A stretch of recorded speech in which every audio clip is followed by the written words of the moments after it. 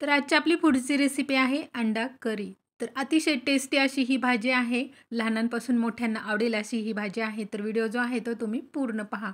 तर सर्वप्रथम मी गॅस चालू करून आपली कढई गॅसवरती ठेवलेली आहे. एक पळी तेल ओतून घेतलेलं आहे. साधारण 2 मोठे कांदे पातळ उभे चिरून घेतलेले आहेत. कांदा थोडासा आपल्याला सुरुवातीला तेलावरती परतून घ्यायचा आहे. त्याचा थोडासा कलर बदलल्यानंतर कांदा बाजूला सरकून अद्रकचे छोटासा तुकडा मी उभा पातळ चिरून घेतलेला आहे. लसणाच्या 7-8 पाकळ्या पण उभ्या पातळ चिरून घेतलेल्या आहेत. त्याही तेलावरती आपल्याला थोडं परतून घ्यायच्या आहेत. त्याच्यानंतरनं साधारण 2 मोठे टोमॅटो लाल बुंद उभे पातळ चिरलेले आहेत. तेही त्याच्यात मिक्स करून थोडेसे परतून घ्यायचे आहेत.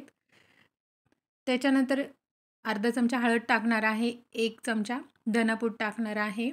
1 चमचा जिरापूड टाकणार आहे. त्याच्यानंतर लाल मिरची पावडर साधारण 2 चमचे टाकणार आहे. तर तिखट आपल्या आवडीनुसार ठेवायचं आहे. त्याच्यानंतर सोलापुरी मसाला साधारण 1 चमचा मी ह्याच्यामध्ये मिक्स करणार आहे आणि मिक्स करून घ्यायचं आहे. ह्या मसाल्यापुरतं मीठ आपण ह्याच्यामध्ये टाकून मिक्स करून घेऊया. थोडंसं पाणी शिंपडून आपण थोडंसं हे मसाला आपला शिजवून घेऊया झाकण ठेवून. तर मसाला फार सुंदर आपला तयार झालेला आहे. तर मसाला जो आहे तो आपण आता प्लेटवरती काढून थंड करून घेऊया. थंड झाल्यानंतरनं मिक्सरमध्ये मसाला आपण बारीक करून घेणार आहोत. तर मसाला आपला थंड झालेला आहे. मिक्सरमध्ये आपण बारीक करून घेऊया. त्याच्यानंतर गॅस चालू करून आपले पॅन गॅसवरती ठेवलेला आहे. एक पळी आपण तेल त्याच्यामध्ये ओतून घेऊया. तेजपत्ता आणि दालचिनीचे 2 छोटे तुकडे टाकलेले आहेत आणि मिक्सरमध्ये जो मसाला वाटून घेतलेला आहे तो साधारण 2 ते 3 चमचे ह्याच्यामध्ये आपण मिक्स करून घेऊया.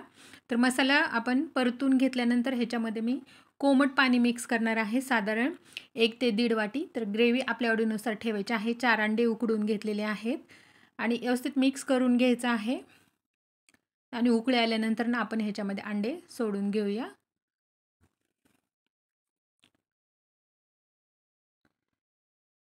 तर अंडे ह्याच्यामध्ये टाकल्यानंतर चवीनुसार मीठ टाकायचं आहे. आपण अगोदर पण मीठ टाकलेलं होतं, त्याच्यामुळे चेक करून मीठ टाका आणि बारीक चिरून घेतलेली कोथिंबीर ह्याच्यामध्ये मी मिक्स करते आणि साधारण 3 ते 4 मिनटं आपण झाकण ठेवून मंद गॅसवरती भाजी आपण थोडीशी शिजवून घेऊया.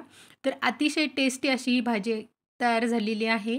बाउलमध्ये मी काढून घेते. ही भाजी आपण गरम-गरम भाताबरोबर, चपातीबरोबर, रोटीबरोबर खाऊ शकतो. व्हिडिओ नक्की ट्राय करा. असे छान-छान व्हिडिओ घेऊन मी येतच राहील.